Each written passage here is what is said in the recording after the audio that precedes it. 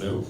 All right. Thank you very much, and good to be here today. And it's the last session. I know everybody's tired after a long day, and what I'm going to do is just talk about key points. Right. I'm not going to lead you guys, to a lot of slides and presentation. And I'll try to make it interactive, right? Like have at least 5 minutes of Q&A.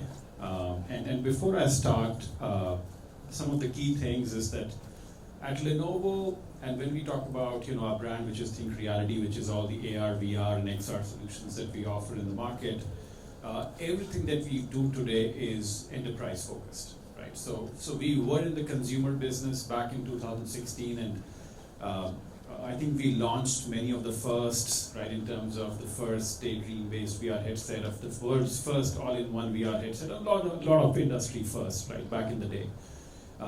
But we were too early in the market, right? We were already talking about AR, VR, XR, in 2015, 2016.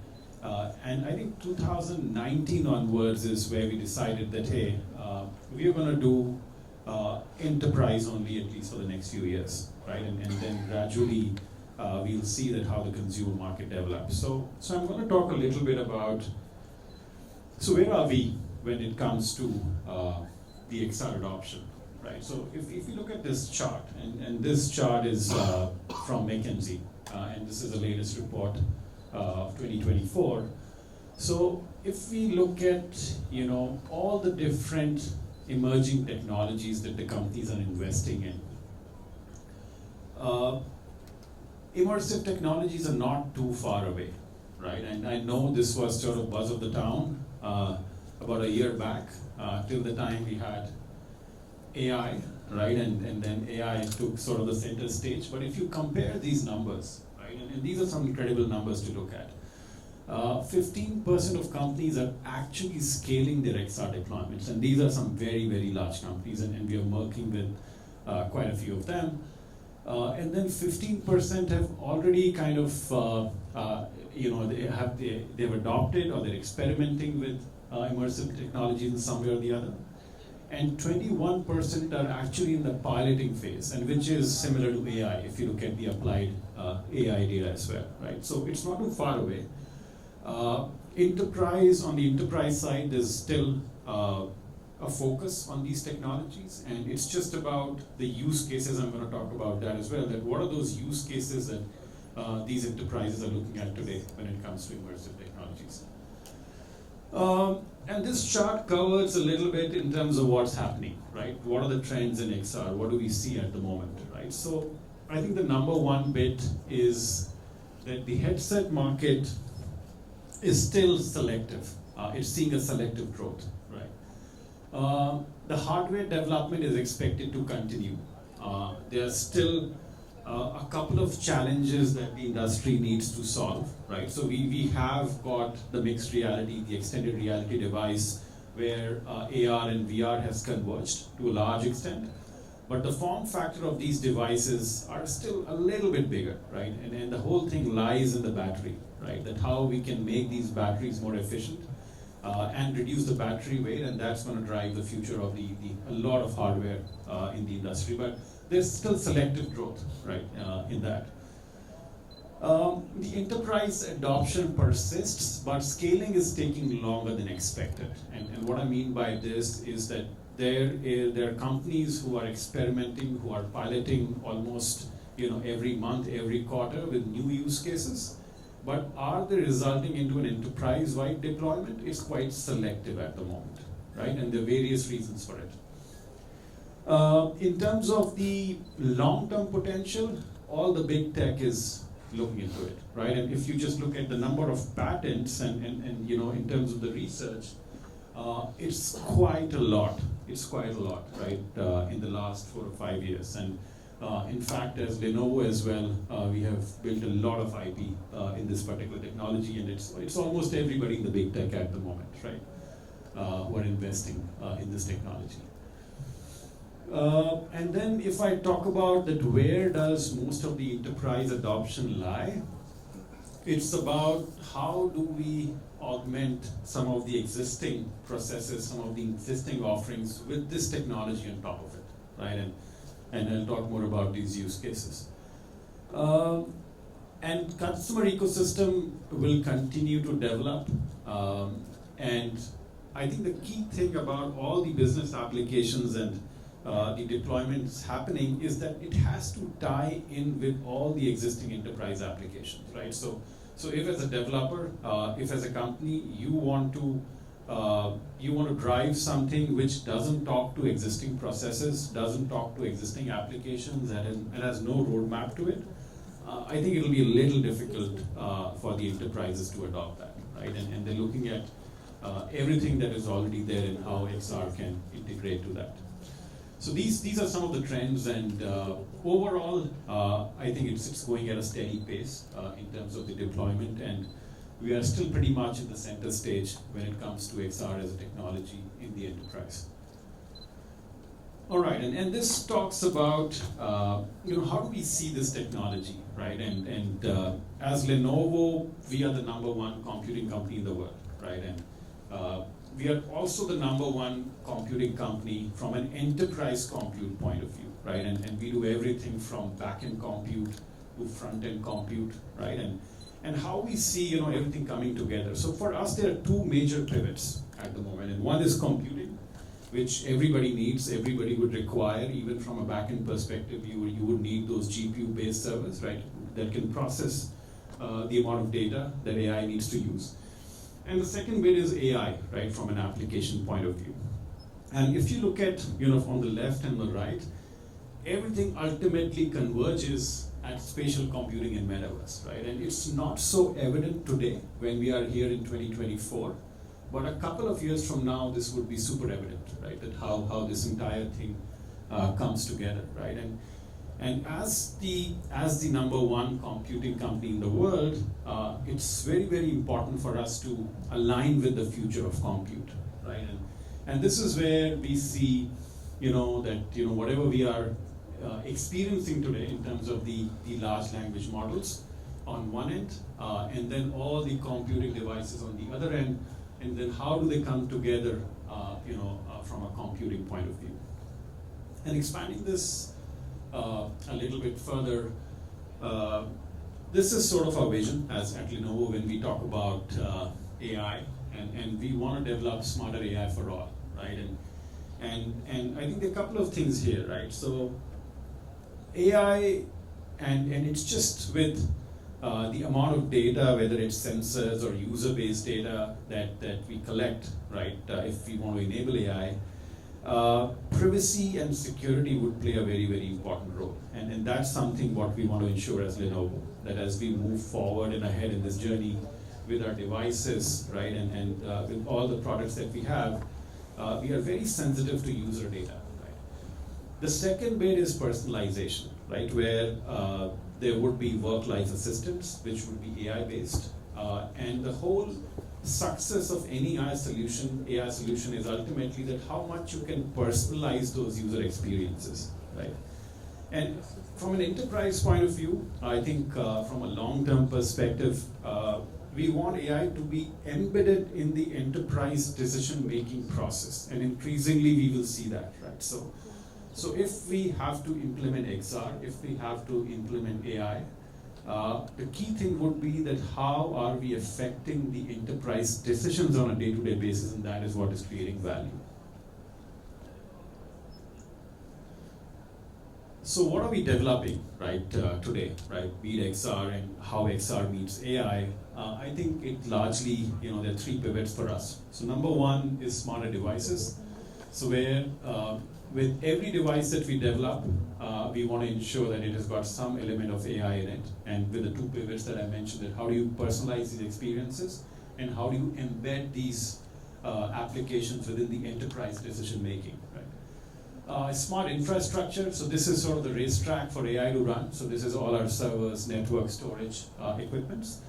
And ultimately smart solutions, right? So these are the destination for the customer to reach, and this is where we are building a lot of XR solutions at the moment, right, for the enterprise. And I'm going to talk more about these solutions.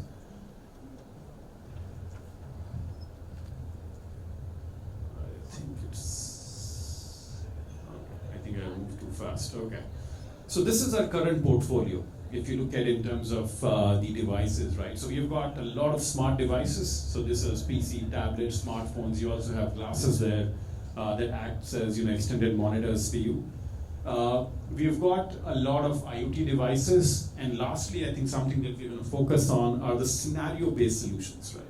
And these scenario-based solutions is where we house our XR products. So we've got augmented reality, and then we have the ThinkReality VRX, where both AR and VR merge, and it's a mixed reality device. And then we've got a lot of other solutions as well, but I'm going to expand on our VRX platform, right? So it's pretty much a wide portfolio that we're offering. Most of these devices are AI ready, like I mentioned, and they have already got those AI-enabled solutions. And these are our different brands, and the number one brand that you see on the topmost left corner is Lenovo ThinkReality, which is our AR, VR, and XR based solutions. All right, so moving ahead, let's focus on the ThinkReality VRX, right?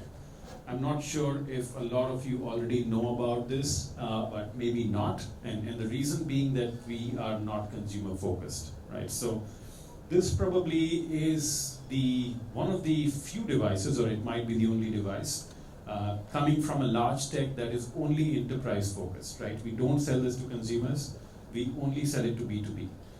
And few reasons, why we have chosen that.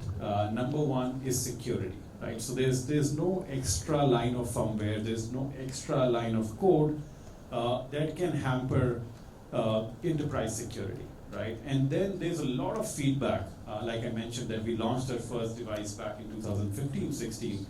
So there's a lot of feedback that we have taken from our enterprise customers, some of the largest one across the globe, US, Europe, Asia Pacific, and all of those experiences where we have incorporated in this particular device. So this is a mixed reality device, so you can run your virtual reality use cases, you can run even your augmented reality use cases with ThinkReality VRX. Right? So here's a quick video that I'm going to play. Introducing the Lenovo ThinkReality VRX, your gateway to the enterprise metaverse. Whatever your business, the Lenovo ThinkReality VRX was built with you in mind. Privacy, security, support, those are our priorities too. All backed by Lenovo, a true enterprise partner ready to support your needs and scale your solution into the metaverse.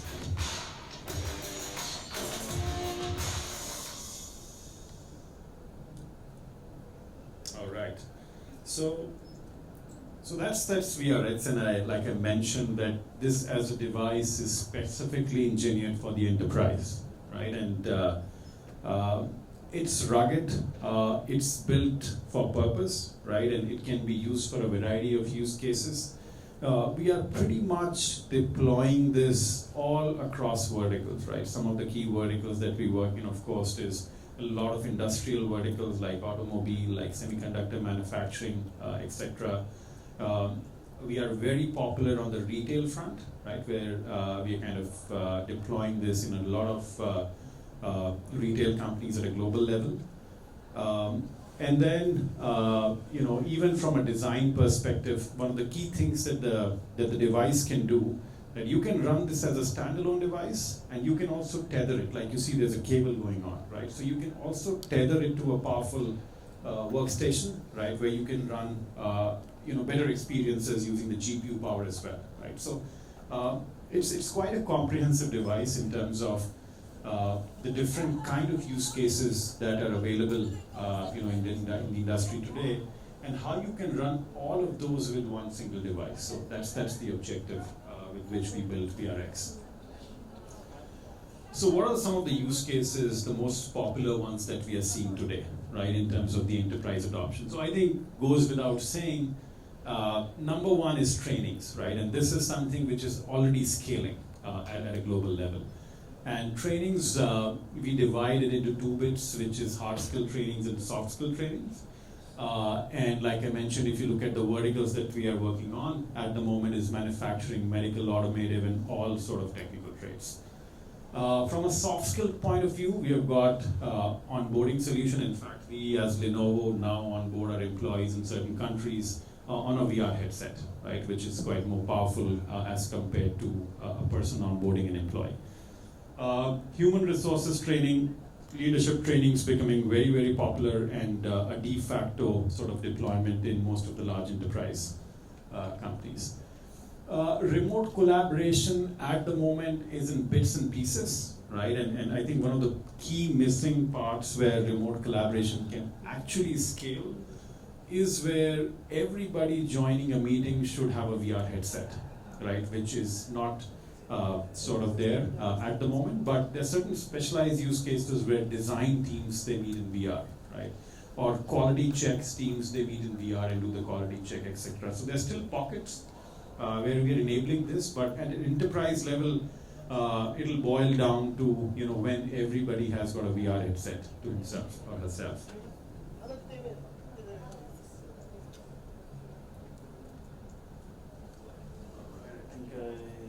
And then I think one of the key things that we have to look at is that where is generative AI, right? And how do we see generative AI, which has become the talk of the town, and how is it impacting the entire XR, right? So broadly dividing generative AI into two bits, so where we can call one like text-based AI, generative AI, and then the art-based generative AI.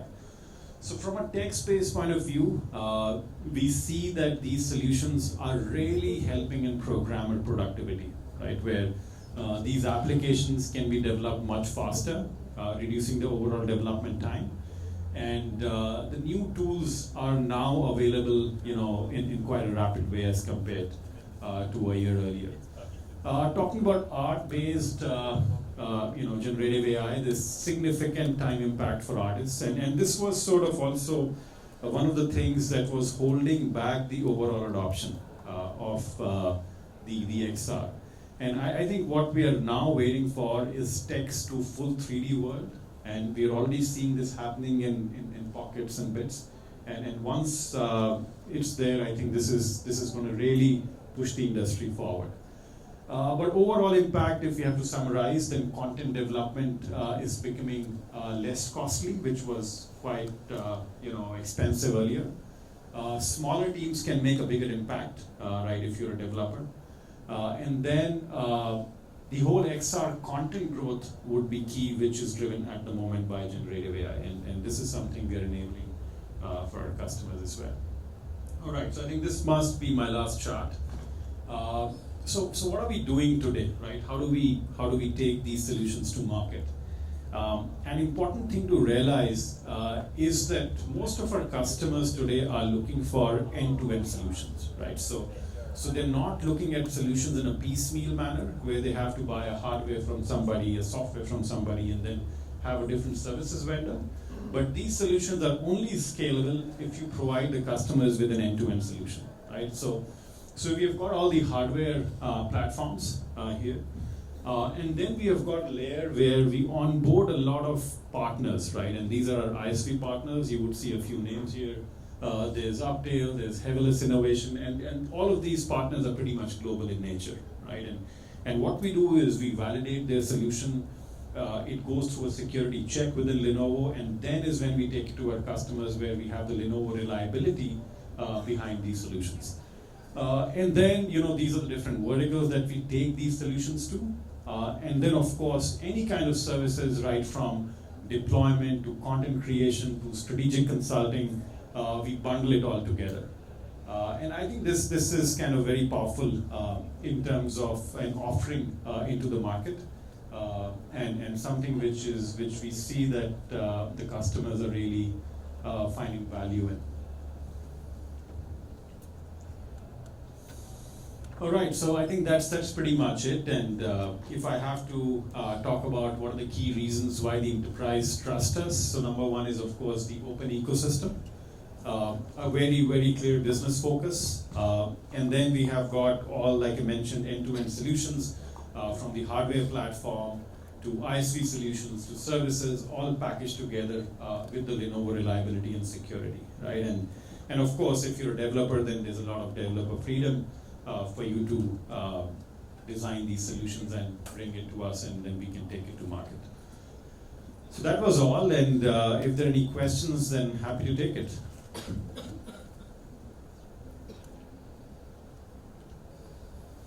All right, I think everybody's waiting for the dinner. So thank you very much.